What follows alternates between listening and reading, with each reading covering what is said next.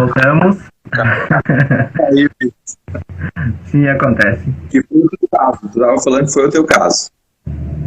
Sim, que foi, na verdade, infelizmente, o meu caso foi bem ao contrário do senhor. Isso não foi normalizado, né? Quando eu era jovem, quando eu era criança, e me vi despreparado quando eu realmente tive afeição por alguém, tive interesse realmente em alguém.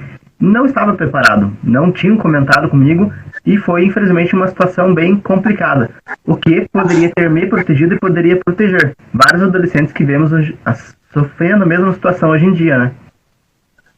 Sim, eu vejo que a normalização da sexualidade como algo natural e inerente ao ser humano realmente facilita muito as relações, né? Tanto que a gente tem que realmente pensar que muitos, até mesmo muitos comportamentos, né, até mesmo agressivos em relação à própria afetividade com o outro, quando isso se estende para a sexualidade, né, tem um fator ali de realmente uma frustração sexual, né? Já Freud está ultrapassado, mas assim, algumas coisas ainda se explicam por ele, né? Então isso infelizmente acontece ainda. Sim. E por ser LGBT, o senhor teve algum desafio na sua vida? Assim, eu trabalhei com homofobia na graduação médica, né? Então a gente trabalhou com um projeto de pesquisa, publicamos alguns artigos em relação à homofobia no meio médico, acadêmico e no meio de enfermagem.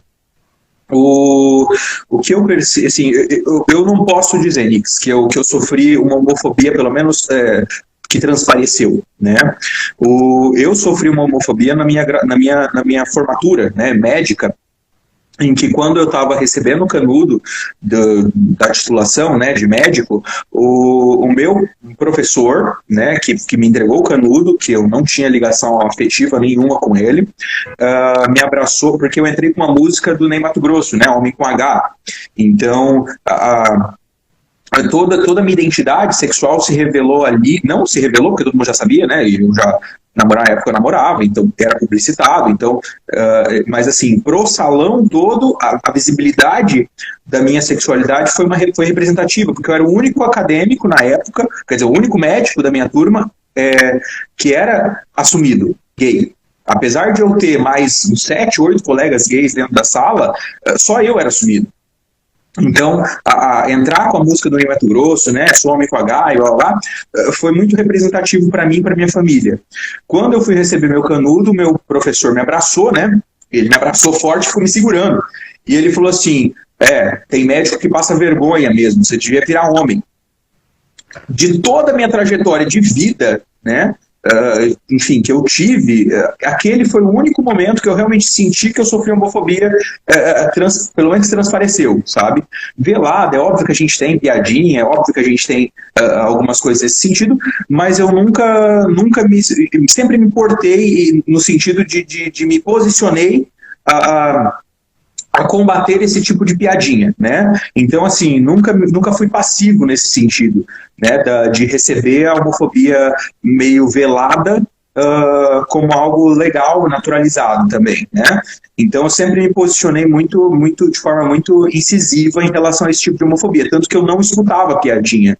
Todos os meus colegas da residência em Florianópolis, em São Paulo, em próprio Campo Grande, sempre me respeitaram muito. Foi nesse dia que eu realmente percebi que existia homofobia no mundo e que realmente eu estava vulnerável enquanto pessoa LGBT, né? Foi o único dia realmente que eu sofri, que eu me senti vulnerável.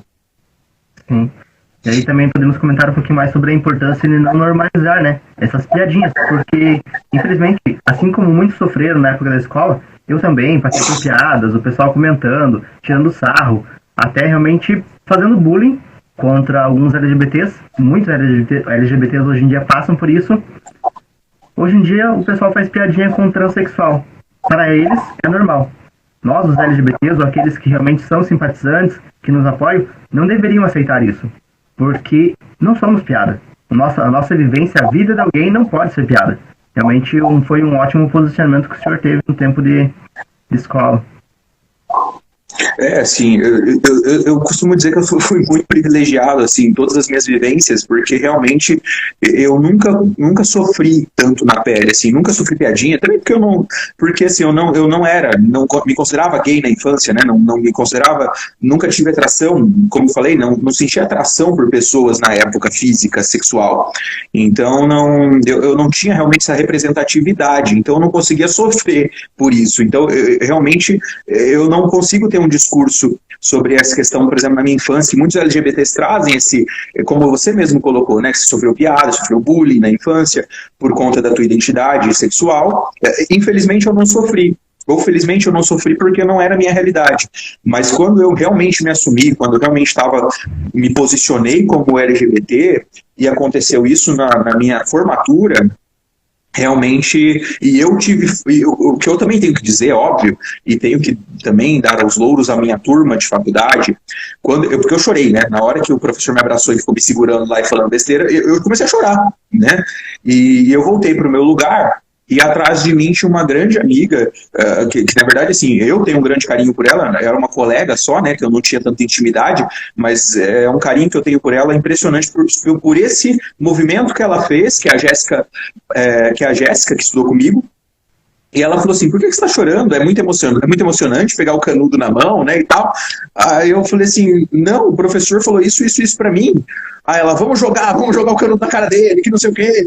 E ela movimentou todos os colegas do lado, assim, e todos vieram me abraçar. Então, assim, a minha turma foi uma turma muito, muito, muito, assim, que me acolheu de uma tal maneira e nunca foi preconceituosa em relação ao fato, por exemplo, de na época eu ter um relacionamento estável com um cara. Pelo contrário, né? Ele era chamado para tudo na faculdade e mais querido do que eu na minha turma.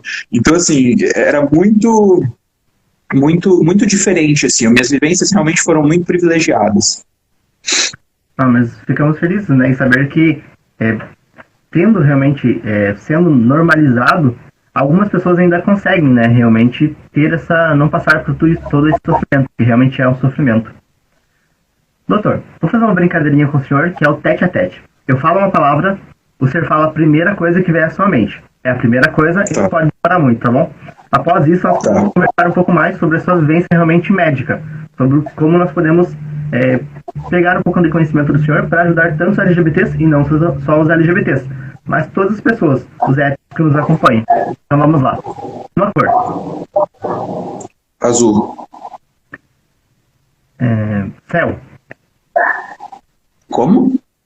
Céu. O que vem a primeira coisa à mente do senhor quando fala céu? Céu, nuvem. Morte.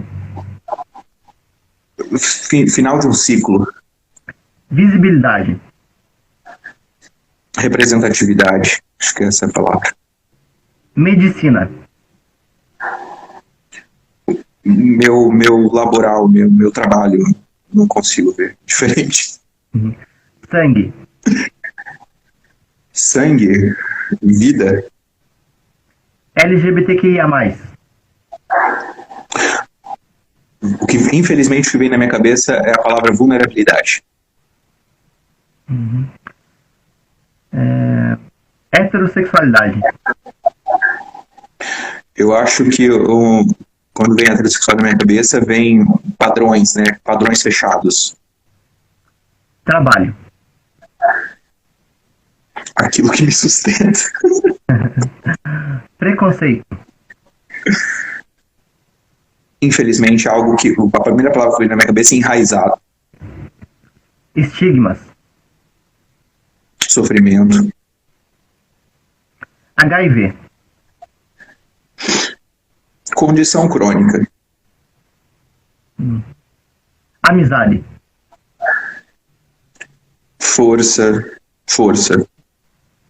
Esperança. O que me vem a palavra fé na minha cabeça. Assim. Objetivo. Objetivo é sonhos. Acho que deu para ter o conhecimento, conhecer um pouco mais do senhor, e realmente é importante para pararmos para pensar, né? O que tal palavra me remete? O que eu penso logo que eu ouço tal palavra? Vamos conversar então um pouquinho mais, doutor Bruno, sobre sua vivência médica. Sabemos, o senhor está atuando aqui em Caçador desde quando? Desde maio de 2019. O senhor atua somente em Caçador? Não, atuo também na parte de videira, né? Também na vigilância epidemiológica de videira e também nos hospitais, no Hospital de Videira do Divino Salvador. Uhum. E como está sendo essa atuação do senhor na medicina aqui em Caçador e em Videira? Bom, assim, Nix, é muito interessante, assim, tu perguntar isso, porque é muito diferente do que eu já vivi, né? Então, quando eu cheguei, até estava falando com alguns pacientes de ontem para hoje, exatamente sobre essa experiência. Porque, assim, como eu fiz uma parte fiz estágio em São Paulo, minha formação em Campo Grande, que é uma cidade, apesar de ser uma capital com quase 1 milhão de habitantes, é uma capital ainda com ar interiorano, né, muito interiorano. Então, Florianópolis não. Florianópolis, mesmo sendo menor do que Campo Grande, parece que tem um ar muito mais liberto. E minha formação, como foi lá, eu trago muita referência disso, né, no sentido da liberdade, porque Florianópolis sempre me trouxe uma questão de liberdade muito grande. Apesar de que a gente sabe que não é bem assim, né? Mas enfim, mas a ideia do que meu discurso poder ser ouvido sem preconceito, entre aspas, porque existe ainda muito, eu tinha muito mais em Floripa. Talvez porque eu não tinha ninguém em Florianópolis, né? Eu estava sozinho e liberto, então, nesse sentido, falar o meu discurso para ser ouvido aos 7 ventos era muito mais fácil do que, por exemplo, na minha cidade natal, né? Então, quando eu cheguei aqui em Caçador e na região, minha ideia em trabalhar com o ambulatório de infectologia era muito de liberdade, era muito de expor realmente tudo de forma naturalizada, que é naturalizado, né? Por exemplo, viver com HIV. Viver com HIV é algo que hoje em dia é uma condição crônica, né? Que não deveria ter nenhum estigma de preconceito, mas infelizmente tem. E eu aprendi que o estigma de preconceito ele existe na pele da pessoa, inclusive na minha enquanto médico infectologista, aqui na região. Porque, assim, porque não é só o paciente que sofre o estigma, a gente da Infecto também sofre. Por quê? O paciente que consulta com o infectologista nunca cumprimenta o médico na rua, por exemplo, né? É uma coisa que parece banal, mas, por exemplo, se você vai um paciente que vai no ortopedista, ele encontra o ortopedista no mercado, meu Deus, é uma festa, né? Se ele encontra o neurologista no mercado, o cardiologista no mercado, tem até piadinha, né? Ah, e tá comendo bem, tá se exercitando. O infecto não é assim. Né? Com infecto, eu vejo muitos pacientes meus na rua ou muitos pacientes meus no mercado. Óbvio que eu nunca sou agressivo ao ponto de cumprimentar por respeito à individualidade de cada um. E às vezes a pessoa não está preparada para ter essa exposição, né, do meu cumprimento, que às vezes é uma exposição para a pessoa. Então eu respeito muito isso. Então eu espero sempre a pessoa me cumprimentar.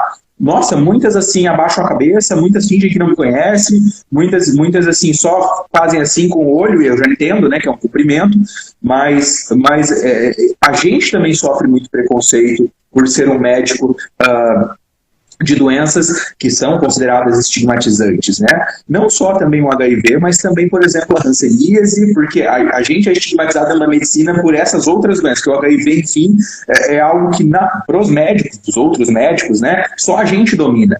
Então, assim, se você tem HIV, você vai com o seu infectologista, ele que sabe tudo sobre HIV. Agora, quando vem uma hanseníase, tuberculose, que são doenças negligenciadas, tão fortes ainda na região, você é negligenciado pelos próprios médicos, né? Ixi, é o médico dos pobres, é o médico da pobreza, é o médico disso. Então, realmente, a gente sofre muito com esses, como você colocou no início, nessas caixinhas, né? Nesses rótulos. Dentro da medicina também existe isso. Então, o atuar aqui, ele realmente me ensinou a viver, sabe? Me ensinou o que é realmente o preconceito em relação ao paciente com HIV na pele, né? Quantas vezes eu vejo pacientes e todo lado de pacientes que choram porque tem diagnóstico e não querem contar para ninguém, né? E morrem de medo de vir na vigilância, no ambulatório, no consultório, e descobrirem que é isso, né? O diagnóstico. Nossa, muitos. Então, eu aprendi realmente a ser um profissional médico, né, infectologista, aqui na região. né, com todas as seus méritos, enfim, e suas mazelas, mas realmente é algo que me ensinou a viver.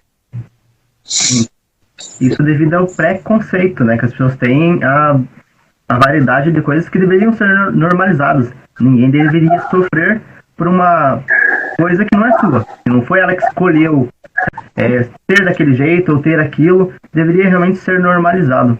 Infelizmente não é assim, como sabemos. Eu acho que falta muito ainda, faltam muitas parcerias da saúde com a educação, né? Faltam muitas parcerias dentro da região como um todo, não só aqui, mas dentro de toda a região, falta muito essa, como tu falou, a normalização, né? Falta muito a gente da saúde, que temos um pouco mais de conhecimento, estarmos dentro das instituições educacionais com crianças pequenas, com adolescentes, com pequenininhos, dizendo que isso, a condição do coleguinha que às vezes tem uma transmissão vertical pelo HIV, ou a condição do colega do ensino médio que já começou a vida sexual e pegou HIV, ela só é mais um detalhe, entendeu? E esse detalhe que não influencia na sua relação social, entendeu? Porque não me interessa se tu tens ou não tem, no sentido de se você é seu amigo ou não, né?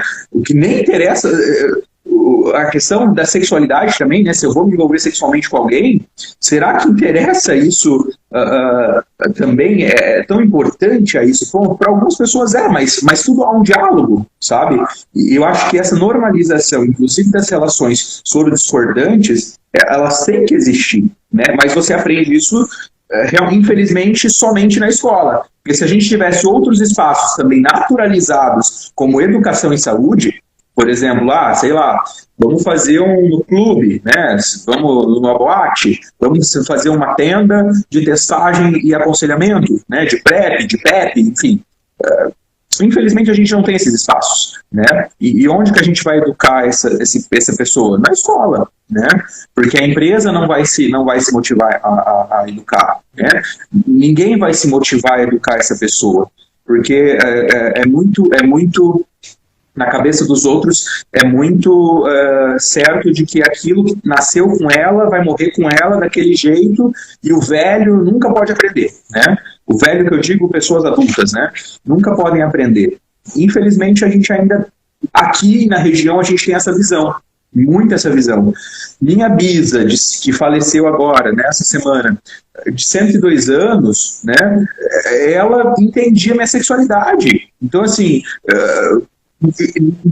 por que minha bisa de 102 anos que entendeu minha sexualidade, que vivenciou minha sexualidade, que entendeu que eu era gay, por que uma pessoa de 40 anos de idade é retrógrada a esse ponto, né? Então,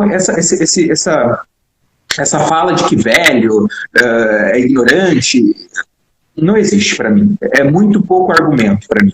O preconceito realmente está muito mais a fundo do que a idade da pessoa.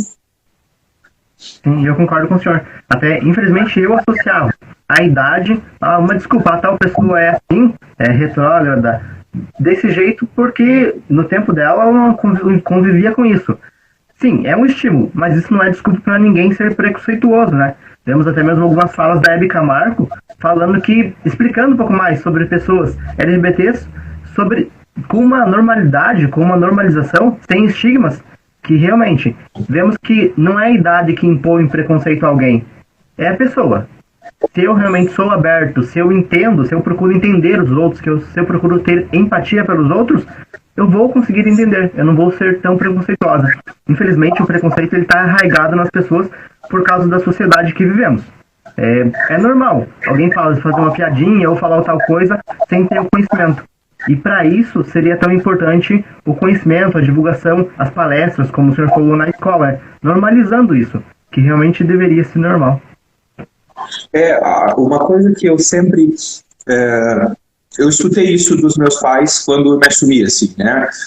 Não foi fácil para eles, sabe? Assim, apesar de toda a liberdade sexual com que eu cresci, e educação sexual, quando eu me assumi, quando eu falei que eu estava me relacionando com outro cara, não foi tranquilo para eles, sabe?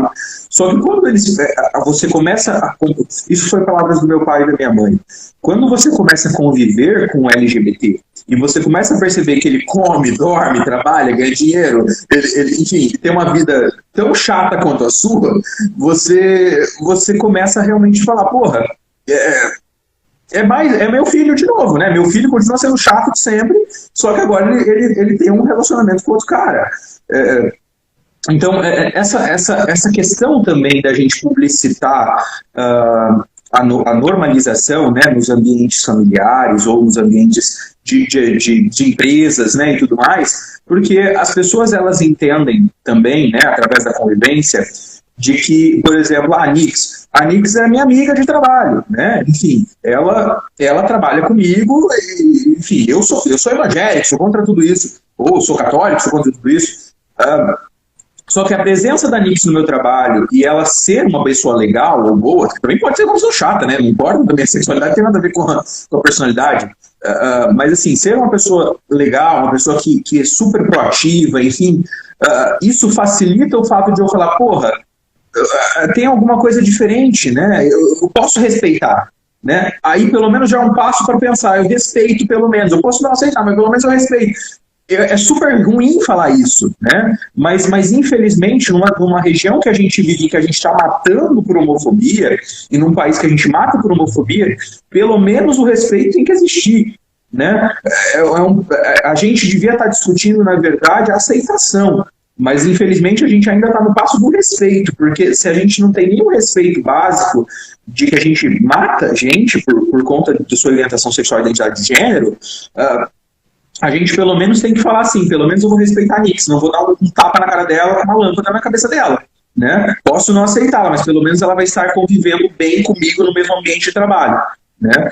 Então, acho que já é um passo importante, apesar de que eu já sou muito mais agressivo, né? Eu acho que já tem que estar falando de aceitação, mas infelizmente no nosso país isso ainda não é uma realidade.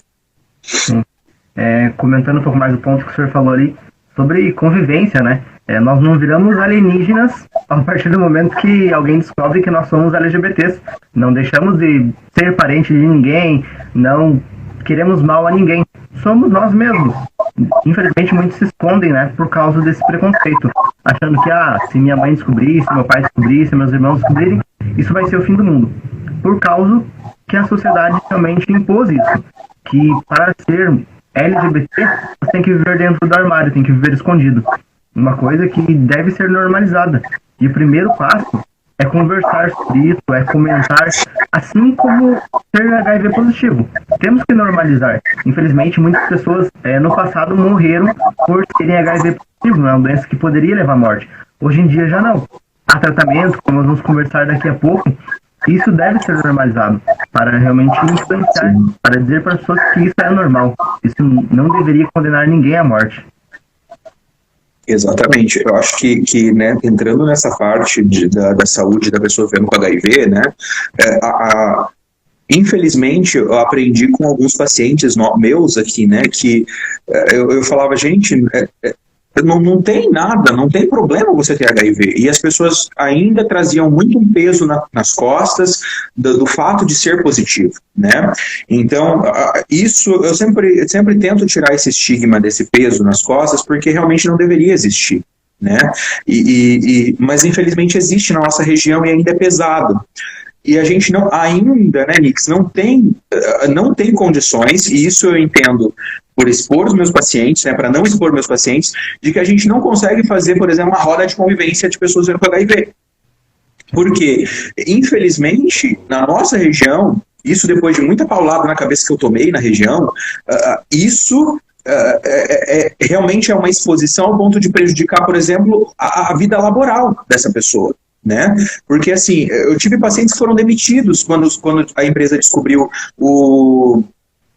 a questão da soropositividade. Então, assim, nesse sentido, olha que absurdo isso, a pessoa ser demitida pela questão da soropositividade. Então, é um absurdo isso. Então, infelizmente, a gente ainda não consegue expor e fazer, por exemplo, uma roda de convivência como a gente faz em São Paulo, né? Então, essa situação vem de um estigma realmente da que as crianças não estão entendendo, né? Hoje as crianças até entendem um pouco melhor, mas assim, a população adulta ainda realmente trata como aquela ali que eu transei tem HIV, então se protege mais, nem sabe a condição sorológica, nem sabe se tem carga viral indetectado, nem sabe se transmite ou não. Então essa ignorância ainda paira realmente pelo ar, né? Ainda paira muito. E infelizmente as pessoas hoje ainda associam o HIV como uma sentença de morte, né? E hoje o que eu posso dizer empiricamente, porque eu não fiz nenhum trabalho, mas a grande maioria dos pacientes que estão em abandono terapêutico, em terapias inadequadas, né, tomando errado o remédio, são muitos ainda que trazem esse estigma de realmente ninguém pode me ver, eu tenho que ser uma pessoa invisível ali no serviço, eu tenho que pegar esse remédio do telhado, porque ninguém pode saber que eu estou ali, e a família também não pode saber. Então, é tanto peso, é tanta carga para essa pessoa carregar sozinha, né, que ela realmente abandona e ela realmente não toma correto. Porque se ela vai num jantar e ela tem que voltar mais cedo para tomar um remédio, ela já não toma aquele dia, porque ela vai criar alguém vai falar porque ela está indo para casa mais cedo para tomar um remédio, né? Então é tanto peso nas costas desses pacientes que estão sofrendo com essas realidades, que eu entendo o fato de eles abandonarem, entendeu?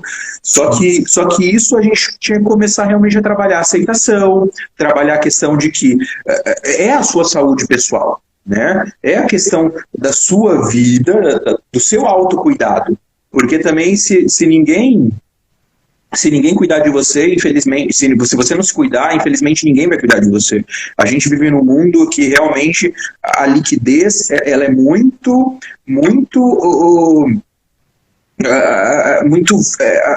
presente. Então, assim, hoje eu tô contigo, amanhã eu não tô. Então, eu te descarto com muita mais facilidade. Então, por isso que a gente realmente precisa se olhar em primeiro lugar e depois realmente olhar para o outro.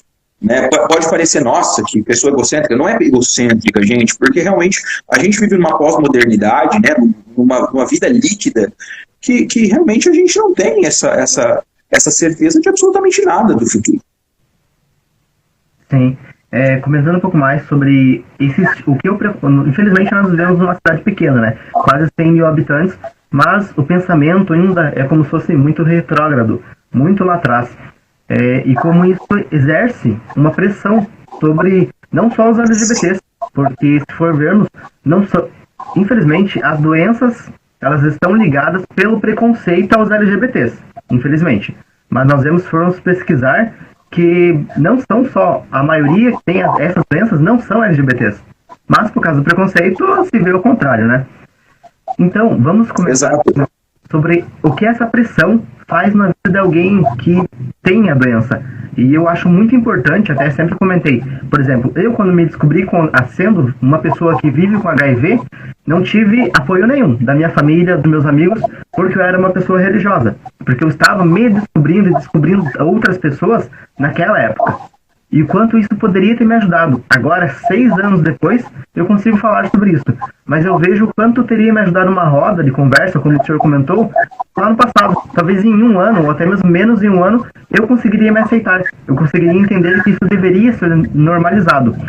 Isso causa uma perda tão grande, um sentimento tão ruim, uma pressão tão ruim sobre as pessoas que têm essas doenças, que isso machuca, que isso incomoda. E, infelizmente, como o senhor falou, é uma cidade pequena, nós temos muitos preconceitos, as pessoas que vivem com doenças, elas se culpam por ter a doença, elas se julgam, infelizmente não somos só julgados por outras pessoas, mas nós mesmos nos julgamos, se formos analisar. E temos que ir desenvolvendo, né, para que um dia possamos ter uma roda de conversa de pessoas que têm não só HIV, que vivem com HIV, mas todas as outras doenças, para que um possa ajudar o outro e que possamos normalizar. Primeiramente, precisamos normalizar isso para nós mesmos, para depois nós tentarmos normalizar para as outras pessoas, para a sociedade. É uma coisa que realmente eu vejo a importância e eu vejo muita dificuldade, assim como o senhor comentou, que vê em tornar isso normal, infelizmente. Essa questão, Nix, né, desse peso enorme, né, da autoaceitação também, né, como você colocou bem, você precisou passar por um processo sozinha de se entender, vivendo com HIV, de passar, porque assim, eu imagino que você não era uma pessoa ignorante também, que não lia, nada disso. Óbvio que isso tudo mudou tuas leituras, né? Enfim, hoje você estuda mais sobre o tema, tem conhecimento mais amplo, mas óbvio que tu não devia ser uma pessoa ignorante. Então, a culpabilidade também vem do fato de que a gente hoje não é tão desinformado, né? Hoje, você fala para um adolescente que tem que usar camisinha, ele sabe, mas ele não usa. Né? Então, assim, o que falta, e isso eu acho que vai ganhar o Nobel de Medicina ou de Ciências Sociais, porque, assim, se entender o porquê a informação hoje ela é tão presente e tão arraigada na gente, porque se você falar para o Bruno, você tem que usar camisinha. Eu sou infecto, mas ninguém mais do que eu sabe. Só que você falar que se eu uso camisinha em todas as minhas relações, ou usei na minha vida camisinha em todas as minhas relações sexuais, é mentira.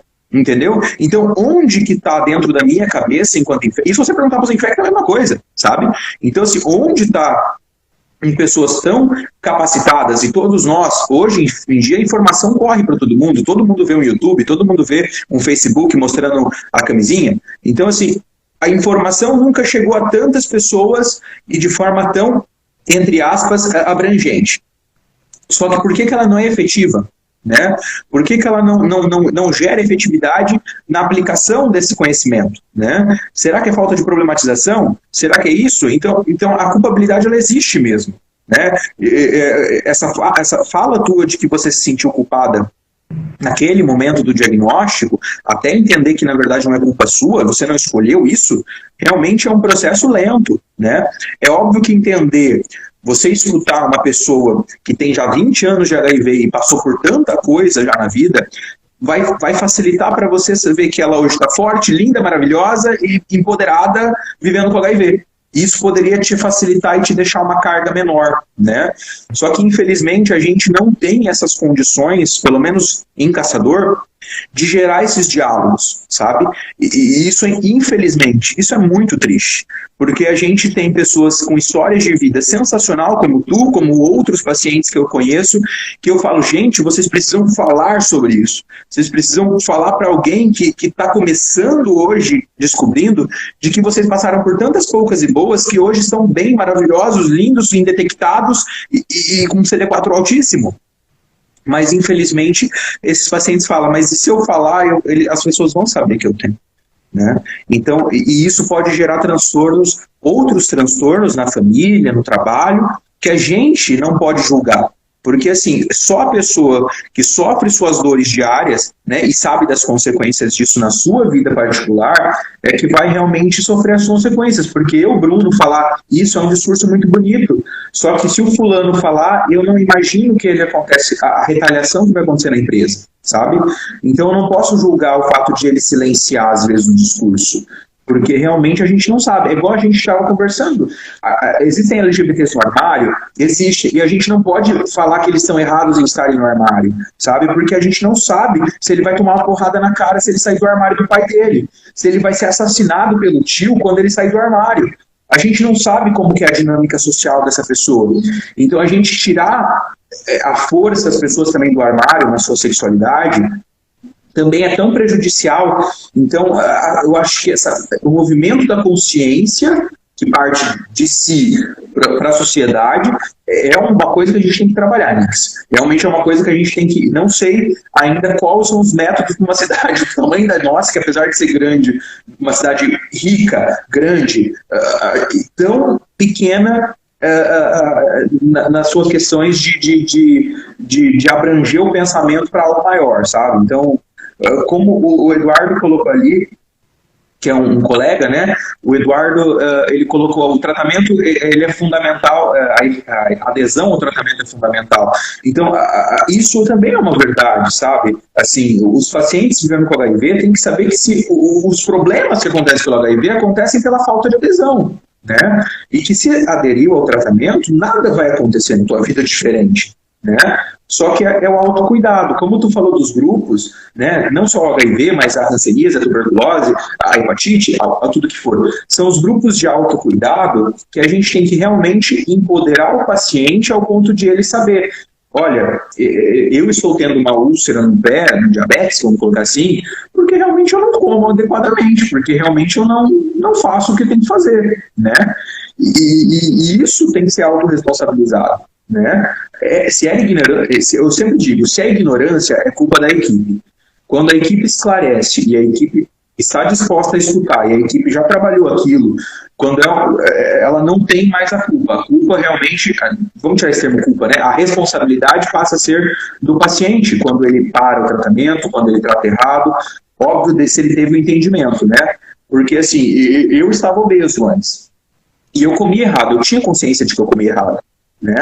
Agora que eu emagreci, eu tenho consciência de que eu tenho que mudar meu estilo de vida. Então a responsabilização é minha, eu já passei por uma profissional que me explicou, né? Então essa responsabilização, esse autocuidado, ele deve existir, né? E a gente não está empoderando a gente não empodera o paciente, a gente ainda bota ele debaixo da nossa asa e protege ele para que ele seja realmente um cristalzinho que ninguém pode encostar, né? Esse paternalismo na saúde também é prejudicial, porque o paciente realmente ele não é empoderado, o paciente a pessoa ela se sente um cristal, né? E ela nunca pode ser tocada.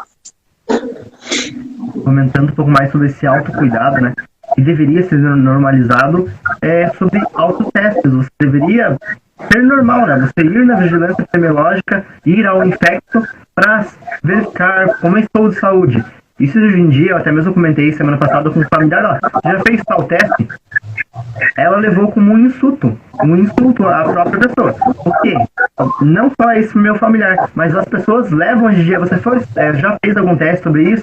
Não, por que eu tenho que fazer sobre isso? Eu não, nunca tive. Pessoal, isso não deve ser um insulto, não deveria. Isso é um autocuidado, isso é para a sua saúde, para o seu bem. Doutor, eu não quero muito atrapalhar a sua rotina, né? Agora já passou do meio-dia, comentando um pouco mais sobre as doenças que podem ser consultadas aí na infectologia aqui de Caçador. Quais são as doenças que o senhor abrange, vamos dizer assim? A gente trabalha com algumas patologias bem específicas, né, dentro da infectologia, aqui em Caçador principalmente. Então, assim, dentro do sistema aqui, né, do ambulatório, a gente trabalha com o programa de teste AIDS, né, então a parte do HIV, das pessoas vivendo com HIV, as hepatites virais, que é hepatite C e B, a gente trabalha a infectopediatria na parte de doenças da infância, né, toxoplasmose gestacional, tudo que a mãe pode passar para o feto, né, porque aí vai nascer um bebê. E também as doenças negligenciadas, como as micoses sistêmicas, né, paracoccidioidomicose, a tuberculose, que é uma micobacteriose, a hanseníase. Então a gente trabalha com programas muito específicos dentro da Infecto, né? Não é um ambulatório aberto, né, que todo mundo vem, enfim, para ser consultado, mas pacientes que vivem com essas condições, geralmente, quando é relacionada à sua patologia, né, ou alguma dessas outras patologias, a gente acolhe e faz o atendimento, né? Quais são os testes rápidos que são ofertados? Hoje, os testes rápidos que são ofertados são para hepatite B, C, HIV e sífilis.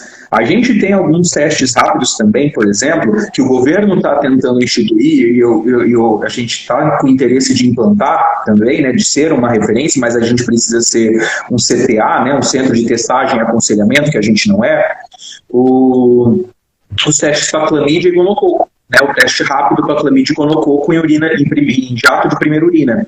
Então, assim, nesse sentido, é um teste rápido também, sai em 1 hora, e é um teste que é feito numa máquina, né? Então, o governo quer instituir isso, está meio parado por causa da pandemia, mas o Dr. Gerson quer instituir isso para os CTAs. Mas o que tem em Caçador e que você pode procurar em qualquer unidade de saúde são os testes de HIV, sífilis, hepatite B e C, né? E que deveria ser feito pelas pessoas que são sexualmente ativas pelo menos uma vez por ano, né? Então, independente de ser casado, solteiro, namorado, teoricamente dentro de uma relação monogâmica, porque monogâmico às vezes é só na cabeça da pessoa, né? E do preconceito da pessoa. Então, nesses estigmas, né? Então, todo mundo que transa, pelo menos uma vez ao ano, tem que fazer o teste, porque eu sempre falo uma coisa: muitos pacientes que vêm com diagnóstico de HIV, que têm acima de 40 anos, principalmente mulheres, elas sempre dizem: eu só tenho ele parceiro na vida, né? Mas é que às vezes na cabeça dela a relação é monogâmica, né? Mas na cabeça dele não foi monogâmica. Então, assim, também não me interessa saber se foi ou não monogâmica, mas assim, o que significa isso é que a pessoa se sente protegida por estar dentro de uma instituição como um casamento ou um namoro, né? E isso não é proteção, né? Casamento e namoro não é proteção. Então, assim, todo mundo que transa deveria fazer uma vez ao ano os testes rápidos, né? Se não for diagnosticado, óbvio que nada disso. Então, é sempre importante estar fazendo. E a realidade que tu colocou, Nix, sobre a tua familiar que se sentiu ofendida, né, de fazer um teste, de você falar, perguntar se fez um teste rápido, eu tenho isso na minha família, né? Quando eu peço os exames gerais para os meus familiares, quando eu vou visitá-los, enfim, quando eu boto anti-HIV, sífilis, hepatites, eles riscam os exames. Para só fazer colesterol, triglicéridos, eles riscam a sorologia. Entendeu? Então, assim, isso eu sofro com a minha família. Entendeu? Isso porque eu sou tenho um discurso mega empoderado em relação à testagem. E por quê? Justamente por essa questão de que eles, eu sou casado há 15, 25 anos com a fulana, nunca transei com outra pessoa, né? E não preciso fazer. Então, a instituição casamento, a instituição namoro, ainda mais os jovens, né, que eles namoram 2 meses, eles tiram a camisinha, né, mesmo sem testar. É um amor que é impressionante, assim. Mas essa falta de orientação, né, de que namoro não é proteção, de que casamento não é proteção, isso devia meio que ser abolido. As pessoas realmente deviam se proteger. E, como tu falou, o melhor ato de carinho é testagem, entendeu? Teste, porque se você ficar sabendo, você vai tratar e vai detectar, não transmite para mais ninguém. Entendeu? Então, nesse sentido, é um ato de carinho para contigo, pela tua imunidade, pela tua saúde física e com o teu parceiro, se você tiver um parceiro e parceira, né? Porque indetectado é igual a intransmissível. Então, assim, é pior tu não saber viver na ignorância e continuar com o teu comportamento de transar sem preservativo com uma carga viral alta, porque aí realmente é uma irresponsabilidade ou ignorância, né?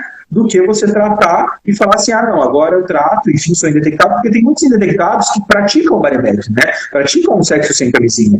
E não tem problema nisso, desde que, óbvio, ele esteja ciente do que ele pode pegar outra IST, óbvio, e também de que ele está tratando corretamente. Então, a parte do HIV, ele não tem que se preocupar, né?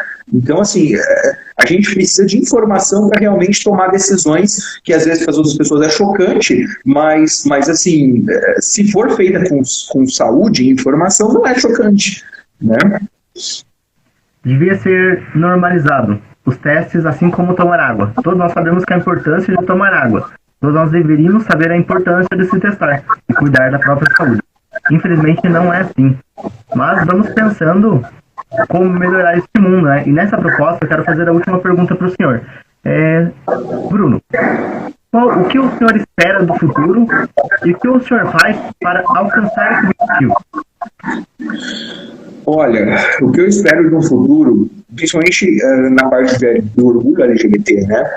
É que realmente cada vez mais a gente consiga normalizar a questão da situação, enfim, da sexualidade, da identidade de gênero, né? Que a gente consiga fazer essa normalização e discutir cada vez mais e realmente abrir o meu sonho de mundo ideal, né? Realmente a gente está falando abertamente de pessoas vivendo com HIV, discutindo como se fosse uma pressão alta, entendeu? Como se fosse o teu tratamento de rotina na sua unidade básica. Então, assim, isso já para mim é um grande sonho. Isso é o que eu almejo para o futuro.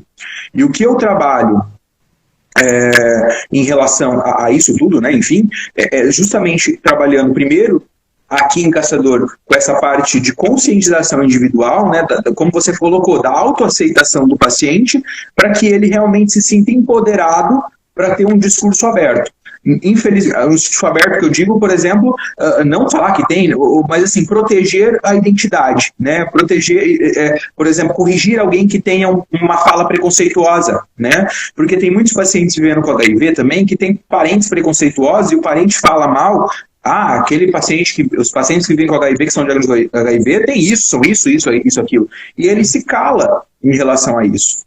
Então, o que eu estimulo, geralmente, você não precisa ficar calado, você pode se defender, porque você não precisa ter algo para defender algo, né? Como você vai falar de uma pessoa LGBT, eu não preciso ser gay ou lésbica ou nada da sigla para poder defender a dignidade humana. Então, nesse sentido, esse empoderamento, uma vez uma paciente em Videira falou para mim que um familiar dela falou que todo mundo vivendo com HIV era safado, que não sei o que, vivia só encostado no governo, e ela falou que não, que ela falou, não, isso é uma ignorância, isso é isso, isso é aquilo. Óbvio que ela não quis se expor, mas ela defendeu realmente que aquilo é um ato de ignorância que ela fala. E isso para mim foi meu Deus, um ganho enorme, né, na minha profissão, pelo menos, né, porque isso realmente é o empoderamento da pessoa, né, mesmo que ela não se exponha, ela está defendendo os seus direitos, né, e os direitos, claro, de uma coletividade. Então, isso para mim é realmente o que eu penso, e o que eu estou fazendo é realmente tentando caminhar nessa linha, Nix, tentando trabalhar com a conscientização social, né? E esses diálogos contigo, por exemplo, é uma publicitação necessária que a gente está aberto realmente a poder falar e a poder educar, né, no que a gente puder possível. Só respondendo o Eduardo ali embaixo, né, a gente tem PrEP em Caçador, né, a gente tem PrEP em Videira, está disponível para, na verdade, qualquer um que se interesse em utilizar, né, não existe mais questão de grupos e público-alvo, né, em Santa Catarina, em outros estados ainda existe, mas para a gente ainda é muito aberto. Então, se você se sente vulnerável para pegar o HIV, enfim, por causa de uma multiparceragem, seja feminina, masculina, ou o que for, né, você tem o direito à PrEP. Então, nesse sentido, você tem todo o direito de adquirir, tá? Sim. Quero agradecer, então, por causa do horário, que realmente eu gosto, todos nós, aqueles que estão assistindo e vão assistir, gostariam de continuar assistindo o dia todo, mas por causa do horário, para não atrapalhar o senhor. Então, realmente, muito obrigado, Bruno, por todas as informações que passou aqui, pelas falas que o senhor teve. Eu agradeço e deixo à disposição o canal Xadreg para futuras ações, futuras informações que sejam importantes. Muito obrigado, Nix, pelo convite, obrigado a todos aí que assistiram, né, enfim, a gente vai utilizar esse canal, espero que a gente utilize muito esse canal, para que a gente possa realmente educar a população e as pessoas, enfim, não só as que assistem, mas também a divulgação dessa fala, né, para poder publicitar que é importante você realmente falar sobre e discutir sobre, né, então a gente realmente, eu agradeço muito essa oportunidade da gente estar esclarecendo e estar debatendo e tá fazendo esse brainstorm aí legal na nossa cabeça. Beleza? Vou pedir para o senhor vá, fazendo favor na nossa conversa, colocar ali no Stories, que depois eu pego ela com a sua autorização e coloco lá no canal do YouTube também. E só comentando um pouco aqui, beleza. Se você gostou, comente, curta e compartilhe. A informação é a principal arma contra o preconceito, a intolerância e o ódio. E até o próximo Xadreg. Até mais, doutor. Tchau, tchau. Tchau.